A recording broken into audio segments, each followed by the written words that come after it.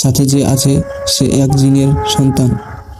আপনার বিবি যখন 7 মাসের গর্ভবতী ছিলেন তিনি যে গাছের নিচে বসেছিলেন ঠিক সেই গাছটায় এক জিন দম্পতি থাকত। তাদের সন্তানের নজর পড়েছিল আপনার বিবির গর্ভে থাকা বাচ্চাটির উপর, এবং এই জিনের বাচ্চাটা এখন আলিয়ার শরীরে থাকে। আস্তে আস্তে মিশে গেছে। এখন আলিয়া যত বড় হবে জিনের বাচ্চাটা ওর সাথে বড় হবে। ওকে তাড়ানো সম্ভব নয়।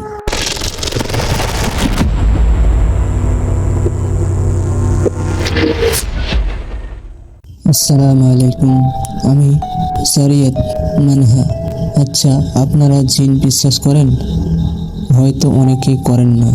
আমি বিশ্বাস করতাম মোটামুটিভাবে, কিন্তু যদি আপনার সামনেই কেউ জিন দ্বারা আক্রান্ত হয়ে শেষ হতে থাকে তখন তো আপনি বিশ্বাস করবেন? আমার আম্মু যখন ছোট ছিলেন তখনকার ঘটনা এটি। আমার নানার বাড়ির পাশের বাড়ি এক নানি থাকতেন।